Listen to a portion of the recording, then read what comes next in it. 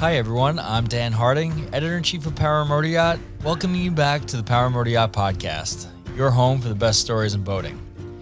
I'd like to kick things off today with a quick shout out to our sponsor, Atlantis Marine Finance. When it comes to getting a loan for your new boat, there's a lot of options out there, but not all are created equal.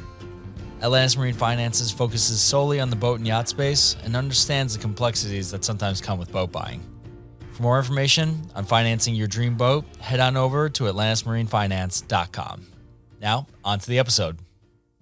What's up, everyone? I'm Dan Harding, Editor-in-Chief of Boatyard, with a kind of a curveball story for you guys today. I spent my day yesterday running a bit of a makeshift boatyard, a little bit of an explanation.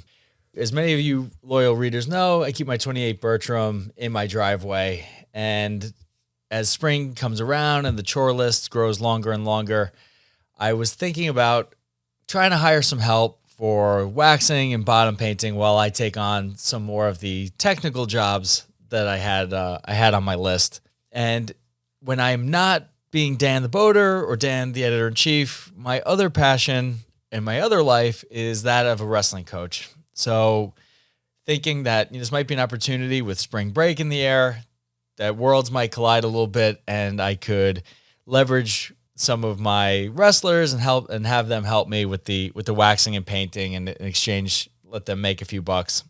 What started out is my wife was all about this. She's been my waxing and painting assistant for many years, so she was thrilled with the idea of getting somebody else to help you do it. Yes, all in.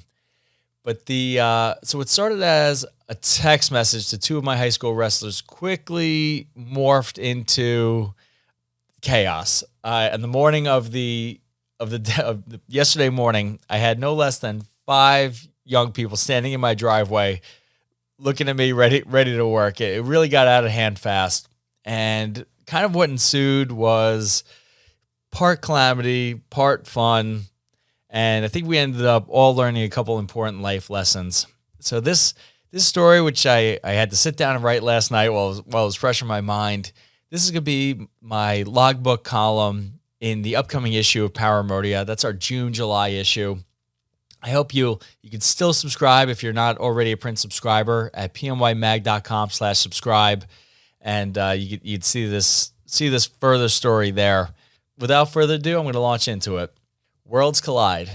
A passion for coaching and boating collide into a crazy day in the boatyard driveway. I've always kind of felt like I live a double life.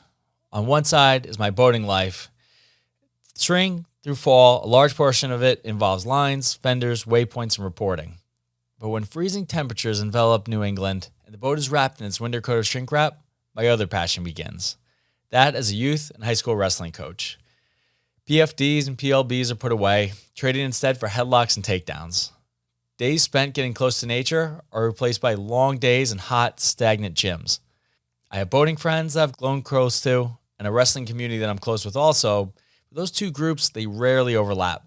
I was thinking better of my church and state separation the other day as I prepared mentally for the time-honored chores of spring waxing and bottom painting. Looking out the living room window with a cup of coffee in hand, the Bertram never looked bigger. As the weather got warmer and warmer, our little ship was damn near looking like a sunseeker. What's the point of having all these kids I coach and train if I can't get a hand with the boat work? I mentioned to Karen one morning. Maybe I should see if a couple of the wrestlers want to wax and paint. Karen, who's endured more than a decade as my spring help, enthusiastically supported the idea. I reached out to 2 of my wrestlers who competed for me in high school that I've coached since they were young kids. Both hard workers, they jumped at the chance to make some extra cash without fully understanding what they were signing up for.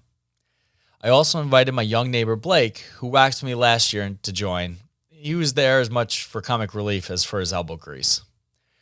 The morning we were set to wax and paint the boat, Blake showed up with another youth wrestler whom he had a sleepover with. And then yet another kid from the block saw all the commotion and asked to join in. I laughed and shook my head. "Why not? Come on over," I replied. Now, I'd waxed and painted countless boats alone over the years, and now I had a driveway with 5 employees to manage. Before they could unionize, I channeled my inner Mr. Miyagi and showed my high schoolers how to wax on and wax off. And I set the young guns off with rakes to make sure Dan's boatyard looked absolutely pristine. I said a prayer to the Boatyard gods that they would stay out of trouble while I took a couple of meetings that I couldn't wiggle out of. I emerged around lunchtime to walk the yard and inspect the work. The waxing team had finished the boat and were enjoying their contract-guaranteed coffee/phone break. And the yard crew, they lost a member, but managed to pick up a few leaves while subsequently digging up my lawn. You win some, you lose some, I thought, while seriously questioning my hands-off management style. Anybody want lunch? Might be about the stupidest question you could ask a cadre of teens and preteens. I reminisced about the $5 footlong as I paid for 48 inches of Subway sandwiches. Still, it'll be remembered as one of my most memorable lunch breaks in a long time. With another meeting looming, I paid off my youngest employees and tasked the high schoolers with painting the bottom. They did so well with the waxing, I may have been a little too scant with the details when setting them off with pails of deep blue paint. I handed them each a tarp, rags, and paint thinner, urging them to keep my driveway black. I expected they made quick work of the paint, and when I checked on their progress about 30 minutes in, I realized I'd made a mistake. I'd given them both a roller and a brush, but neglected to explain that the brush was only for some of the tighter areas.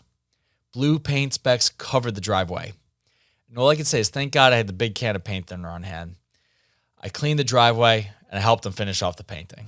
I ripped through the painting while they pushed their brushes around like they were Bob Ross painting happy clouds.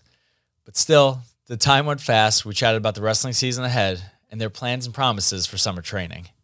Before long, my tenure as a Boatyard manager had thankfully, gracefully come to an end. I paid my employees, thanked them, dropped them back off at their homes.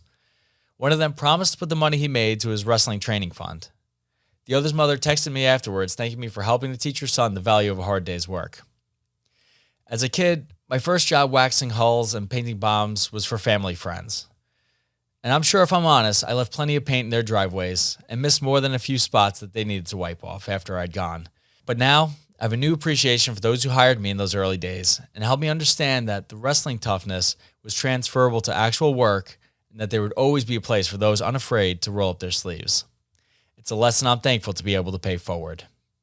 So that's it. That was a taste of my chaotic day yesterday. It was as chaotic and stressful as it was at times, having all these kids running around and trusting my boat to a couple high schoolers. It really ended up being a lot of fun and something I think we'll all look back and laugh at someday. And it was interesting too.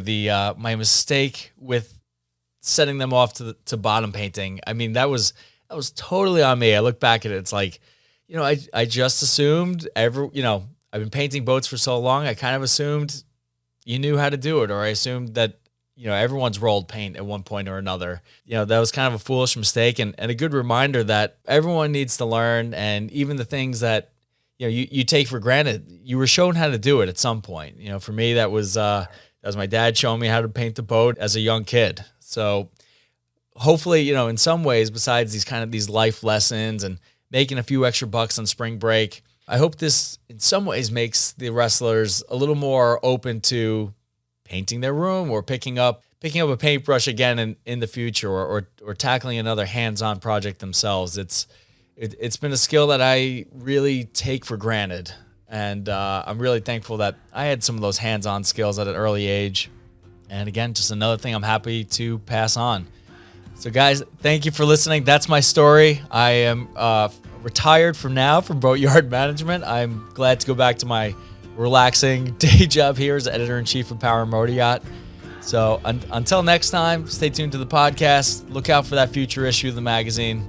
And until next time, see you guys on the water.